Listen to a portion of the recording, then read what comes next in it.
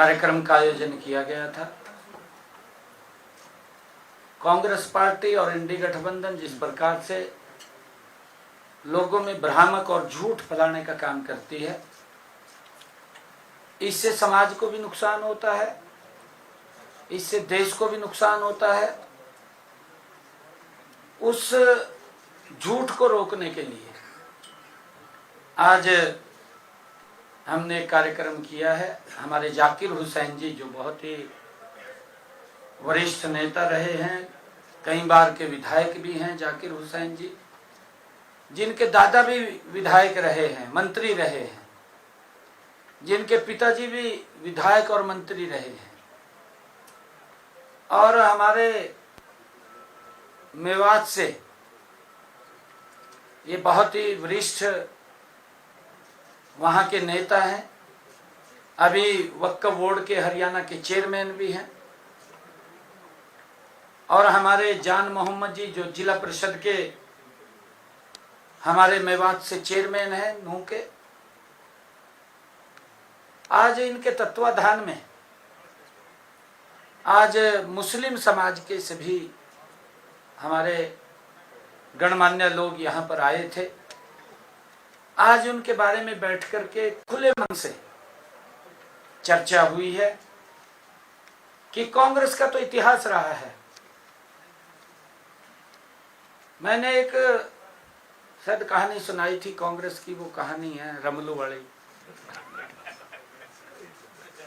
हाँ, एक रमलू था, ये चक्की रानी आवानी थी, और ताई नु कहने लगा, कहा रमलू कहाँ घूम रहा? कहा ताई, कहा चक्की रा हुआ, कहा मेरी भी रह दे, कहा और मैं पानी ले आऊंगा जाकर।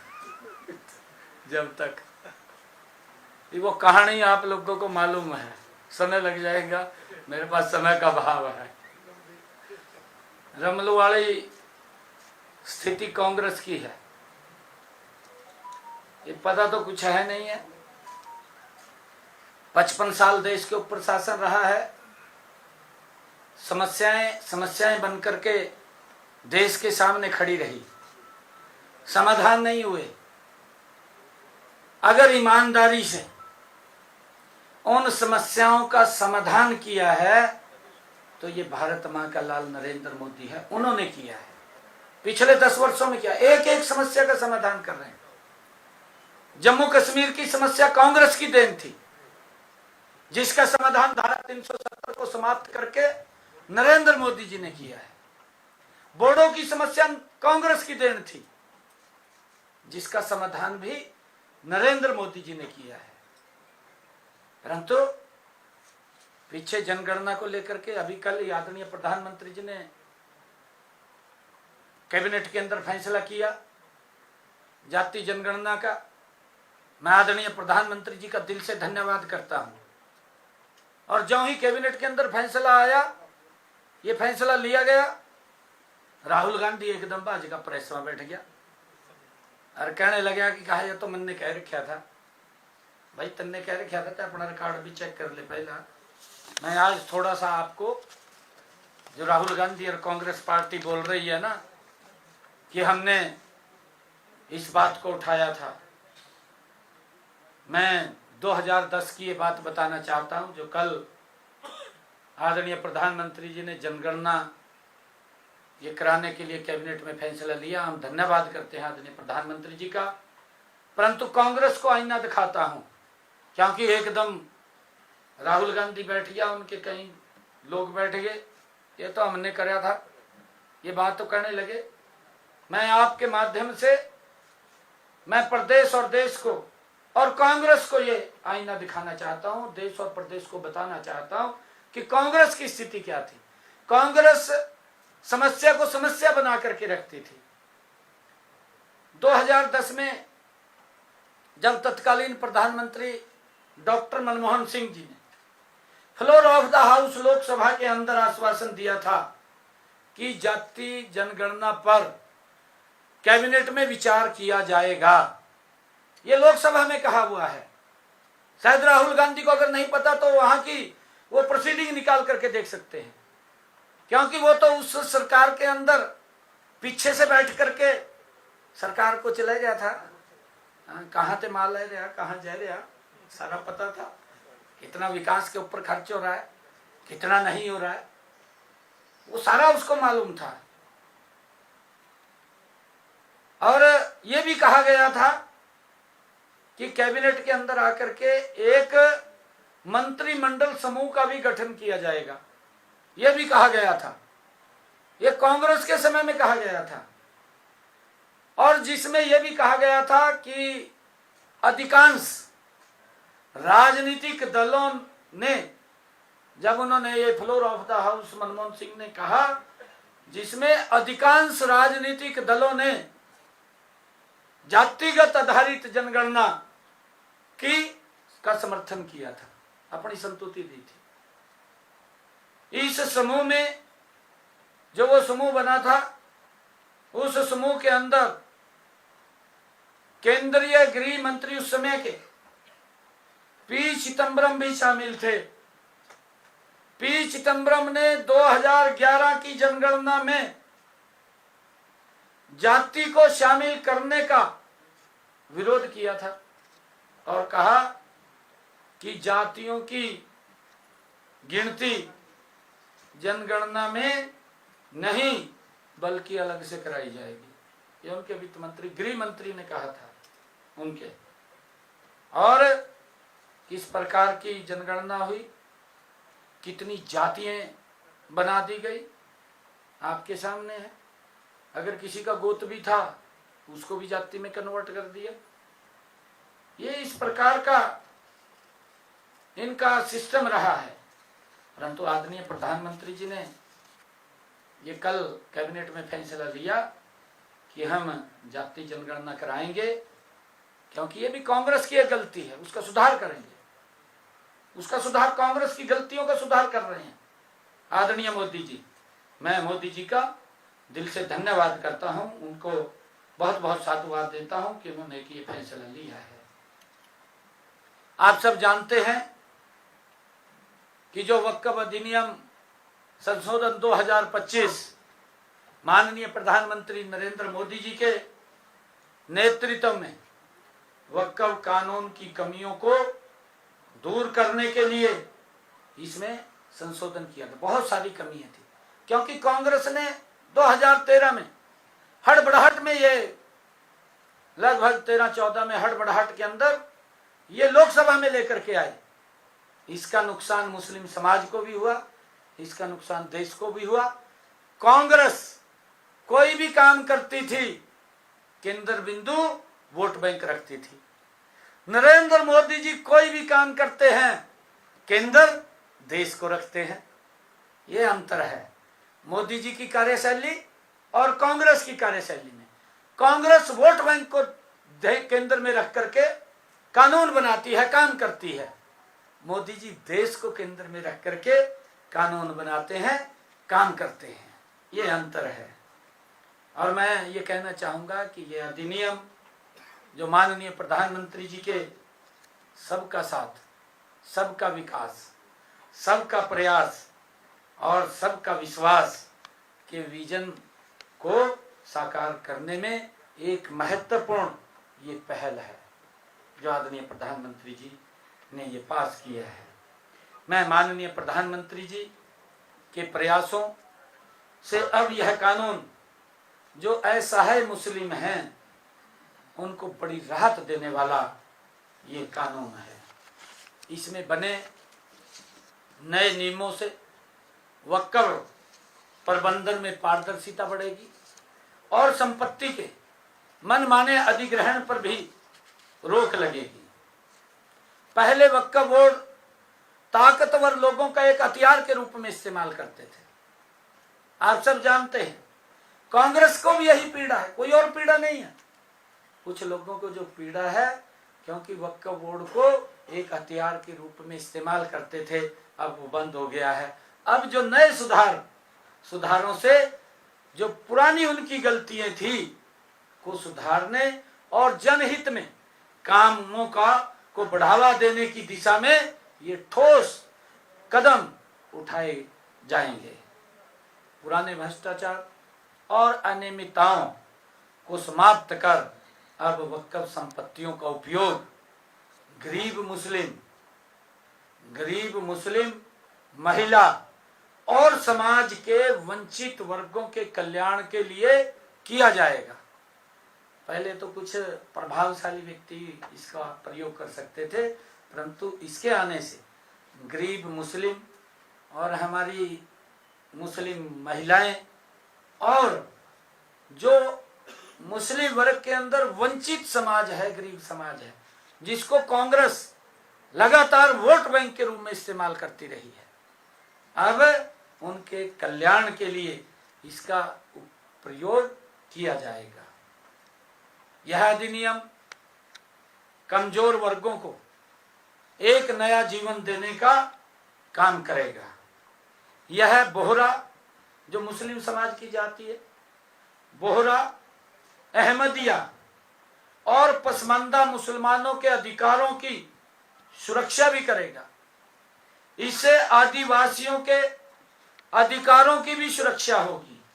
यही नहीं, पुरातत्व विभाग द्वारा संरक्षित स्मारक अब वक्फ के दायरे से बाहर होंगे। इसमें महिलाओं के अधिकारों की भी सुरक्षा होगी, क्योंकि नए कानूनों में महिलाओं को पुरुषों के समान अधिकार दिए गए हैं। इस कानून के अंदर पुरुषों और महिलाओं को समान अधिकार दिए गए। पहले महिलाओं को इसके अंदर अधिकार नहीं थे। उन्हें भी वक्फ बोर्डों में भागीदारी दी जाएगी। साथ ही वक्फ संपत्तियों में उनका अधिकार भी सुनिश्चित किया जा रहा है। और इसमें जो विधवा है, तलाकशुदा है, उन महिलाओं और अनाथों को के भरण पोषण के लिए भी इसको शामिल किया गया है। नए कानूनों से जमीन माफिया, भ्रष्टाचारियों और तुष्टीकरण की राजनीति करने वालों में जब ये वक्फ बिल आया तो एक हड़कंप मच गया, क्योंकि वक्फ बोर्ड की बड़ी संपत्तियों का लाभ कांग्रेस के समय में भ्रष्ट लोगों के बीच में बंट जाता था। बांट लेते थे वो, गरीब को तो लाभ नहीं मिलता था। वक्फ बोर्ड कल्याण के लिए, वक्फ बोर्ड जन कल्याण के लिए बना था, लेकिन आज यह देश का सबसे बड़ा घोटाला बन चुका है। ये कांग्रेस की गलत नीतियों के कारण तभी ये वक्फ बिल लोकसभा में आया। आज वक्फ की जमीनों पर माल, होटल और व्यावसायिक इमारतें खड़ी हैं, लेकिन आम मुस्लिम को कुछ नहीं मिल रहा। वक्फ की 70% संपत्तियों पर अवैध कब्जा भी हो चुका है। कांग्रेस सहित विपक्षी दल इस संशोधन को लेकर के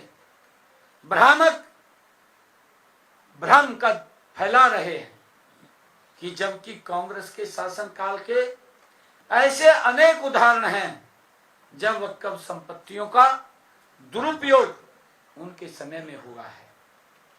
जैसे मैं अगर बात करूं, दिल्ली के अंदर जो लुटियस जोन है, जो VVIP area, Lutyens zone VVIP area है, संपत्तियों को वक्फ घोषित कर दिया। वहां की लुटियस जोन की संपत्तियों को वक्फ में ही घोषित कर दिया गया। अगर कर्नाटक की बात करें, कर्नाटक में लिंगायत किसानों की जमीन पर दबाव किया गया, और तमिलनाडु के अंदर भी 1500 साल पुराने मंदिर की भूमि को वक्फ की भूमि घोषित करने का ये कांग्रेस द्वारा दुस्साहस किया गया। अगर हम हरियाणा के अंदर भी देखें, हरियाणा के अंदर भी एक उदाहरण हमारे सामने देखने को मिलता है कांग्रेस की गलत नीतियों के कारण। जिला यमुनानगर के जठलाना में एक गुरुद्वारे की 14 मरले भूमि वो लंबे समय से विवाद में है। वक्फ बोर्ड ने इस पर दावा करते हुए न्यायालय में याचिका दायर की और न्यायालय ने यह भूमि जुलाई 2022 में वक्फ बोर्ड को सौंपने का आदेश दिया था, आप सब जानते हैं। जबकि इस क्षेत्र में किसी मस्जिद के ऐतिहासिक अस्तित्व का कोई भी प्रमाण नहीं है और गुरुद्वारा वर्ष 1947 से वहां स्थापित है। यह सब पुराने वक्फ कानून के कारण हुआ है। जो कांग्रेस इसको लेकर के आई है, इसका दुरुपयोग हुआ है। ऐसी मामलों में नए कानूनों के लागू होने से ऐसी गतिविधियों को पूरी तरह से रोका जा सकेगा, कोई भी उसका दुरुपयोग नहीं कर पाएगा। यह अधिनियम कांग्रेस और उनके सहयोगी दलों द्वारा की जा रही शोषणकारी व तुष्टीकरण की राजनीति को भी समाप्त करेगा, क्योंकि अब उनकी दुकानदारी, जो झूठ की दुकानदारी थी, वो बंद हो जाएगी। ये बंद करने का काम करेगा। ये नीति वर्ष 2013 के क्रूर संशोधन में बढ़ावा दिया था। इससे राज्य सरकार की वक्फ बोर्ड को निर्देश देने की शक्ति को सीमित किया गया है और गैर मुस्लिम द्वारा वक्फ के रूप में दी गई संपत्तियों को भी वैध माना गया है। इसमें इस बात को अनदेखा किया गया कि दान, जबरदस्ती अथवा धोखाधड़ी आदि के माध्यम से किए गए हो तो उसको भी देखा जा सकता है। इसी प्रकार मैं आपको बताना चाहूंगा कि 2014 में कांग्रेस ने वक्फ कानून संशोधन करके इसमें अनियंत्रित शक्तियां वो प्रदान कर दी गई थी। मैं ये भी बताना चाहूंगा कि वक्फ बोर्ड ताकतवर लोगों का ये हथियार बन गया था। भारी मात्रा में वक्फ संपत्तियां भ्रष्टाचार और अतिक्रमण की शिकार हो चुकी थी। अब नए सुधारों से पुरानी गलतियां दूर होंगी और जनहित में काम होंगे। देश में वक्फ की लाखों करोड़ों की संपत्तियां हैं। इसके बावजूद 31% से अधिक मुसलमान आज भी गरीबी रेखा से नीचे जीवन यापन कर रहे हैं। इससे स्पष्ट है कि वक्फ संपत्तियां उसके विकास में सहायक नहीं है। ये स्पष्ट है।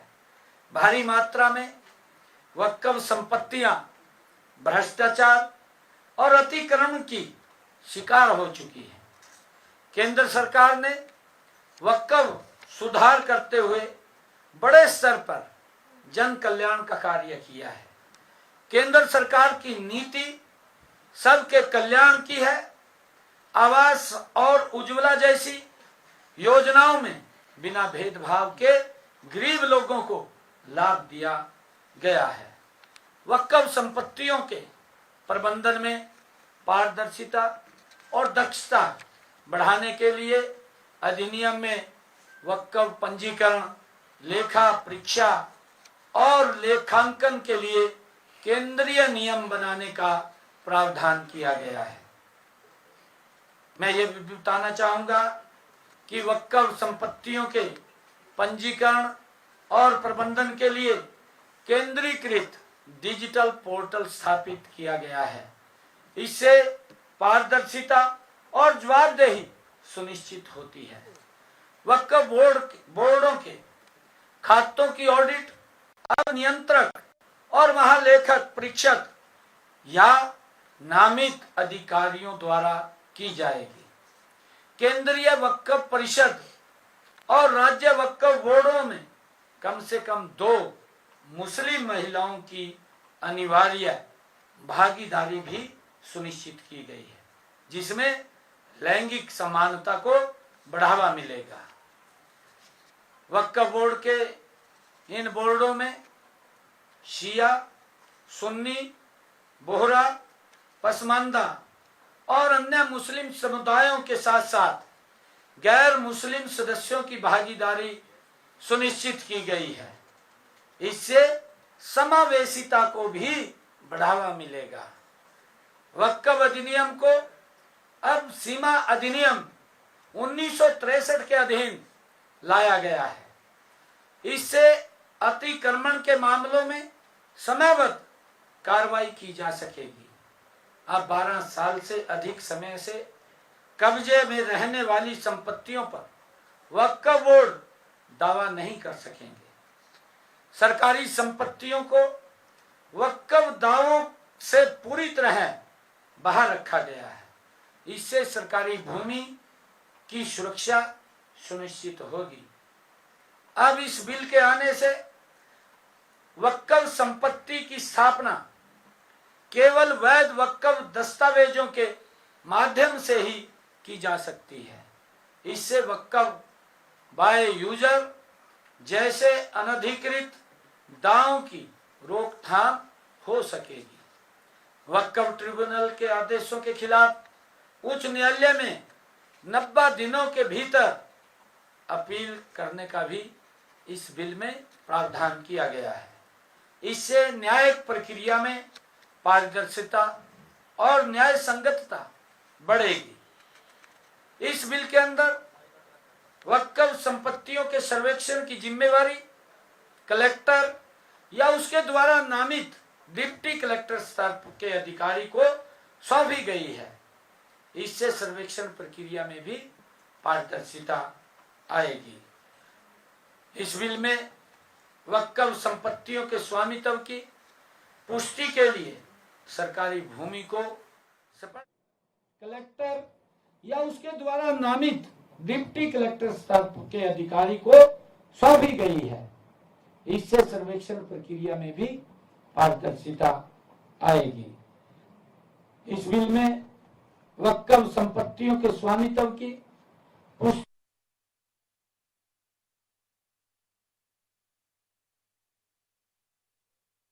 अवसर है। यह हमें अपनी विरासत को सुरक्षित करने, सामाजिक न्याय को बढ़ावा देने, समावेशी विकास को प्राप्त करने में मदद कर। इससे संपत्तियों की पहचान और प्रबंधन में सुधार होगा। वक्फ सुधार हमारे समाज के लिए एक महत्वपूर्ण अवसर है।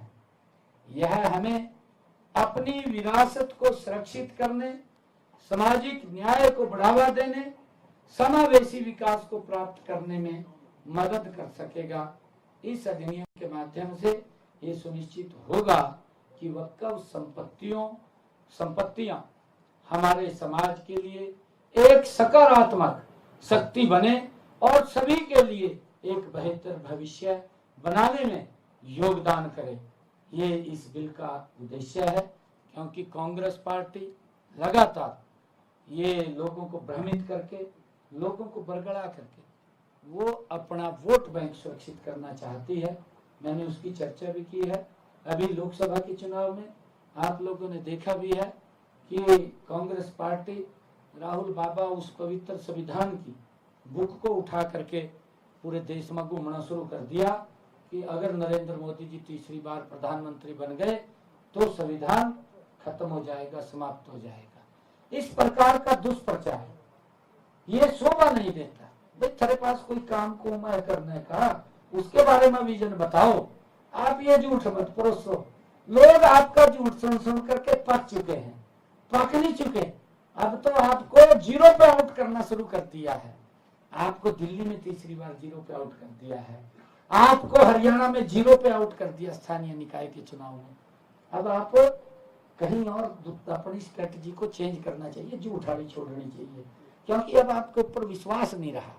महात्मा गांधी ने जो शब्द कहे थे उन शब्दों को इनको चिंतारित करना चाहिए कि कांग्रेस पार्टी के बारे में जो उन्होंने शब्द कहे थे शायद इनके ध्यान में होंगे, वो कहीं से निकाल करके पढ़ लें उनको, फिर उनको लागू करें। सीएम साहब जो बीबीएमपी को लेकर के एक विवाद खड़ा हुआ है, आज आम आदमी पार्टी देश भर में प्रदर्शन कर रही है पंजाब में, और वहाँ भी फोर्स लगा दी है, जो बांका डैम है उस पर भी फोर्स लगाई है। केंद्र ने जिस तरह का फैसला किया है कि हरियाणा को पानी देने का, तो वो कह रहे हैं ये पूरी तरह से असंवैधानिक है। और बिल्कुल है, क्योंकि चुनाव का समय आ गया है।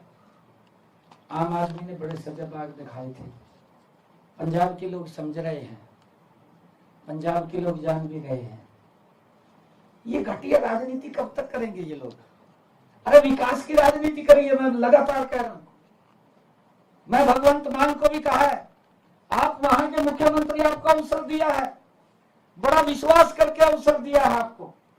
आपने वहां के किसान की फसल सारी की सारी एमएसपी पर खरीदनी चाहिए। आपने वहां के किसान का अगर खराबा होता है उसका 100% मुआवजा देना चाहिए। अब ये इस प्रकार की राजनीति को लेकर के अगर करेंगे, लोग ऊब चुके हैं। मैं मान साहब को कहना चाह रहा हूँ, 1-1.5 साल रह गया आपका, ठीक ठाक काट लो, कुछ काम कर लो, सोच लो, शायद अगर अगली बार। ये तो प्रदेश के लोग हैं, ये तो भगवान का रूप होते हैं। और पंजाब तो वो भूमि है गुरुओं की। वो भाई जैता की कहानी, जैता है ना, है भाई जैता की वो कहानी है ना, भाई जैता की, हाँ, उसकी कहानी है। लोग गुरु गोविंद सिंह के जब वहां लड़ाई हुई, लड़ाई के अंदर लोग मारे गए, भाई जैता था पानी पिलाने वाला, क्या बोलता, मश्क रखता था, वो सबको पानी पिलाता था, कोई भेदभाव नहीं करता था, किसी से भेदभाव नहीं होता था। अरे भाई कन्हैया जी, भाई कन्हैया जी थे, जत्ता जी नहीं, भाई कन्हैया जी थे जो सबको पानी पिलाते थे। वो मस्क रखते थे अपनी कांच में, बिना भेदभाव के हर व्यक्ति को पानी पिलाना। अरे गुरुओं की भूमि है, गुरुओं से प्रेरणा लेनी चाहिए, और प्रेरणा लेकर के हमने उनके मार्ग के ऊपर आगे बढ़ना चाहिए। उनके मार्ग के ऊपर उनसे जो शिक्षाएं मिली है, उस शिक्षाओं को प्रचार प्रसार करना चाहिए। ये घटिया राजनीति छोड़िए, क्योंकि अब इनको लगने लगा है, दिल्ली में भी सजाबाग दिखाए थे, दिल्ली के लोगों ने बाहर कर दिया है, भी भाई इज्जत बचा लो, यहाँ बच जा, नहीं बचने के काम कर लो, बच जाएंगे अगर काम करेंगे। मान साहब कोई काम करो, पंजाब के हित में काम करो, पंजाब के लोगों को जो अपेक्षाएं थी आपसे, उस हित में काम करो। अरे पहले तो किसानों के साथ क्या किया, फिर उनका लठ मरवा दिए। अरे मैंने कहा बार बार भी लठ न मरवा, ये हमारे देश के लोगों का पेट भरने वाले लोग हैं, मेहनत कश लोग हैं, पसीना बहाते हैं इस भूमि को, ये चीर करके देश के लोगों का पेट भरने का काम करते हैं, और आप लठ मरवा रहे हैं उनका। लोग समझ रहे हैं आपकी चालों को। मान साहब, आप इस घटिया स्तर की राजनीति को छोड़िए, इस दलगत राजनीति से ऊपर उठ करके पंजाब सूबे के विकास में, पंजाब सूबे कैसे आगे बढ़े, मेरा पंजाब सूबे का एक एक व्यक्ति कैसे खुशहाल हो, उसकी रणनीति बनाइए। ये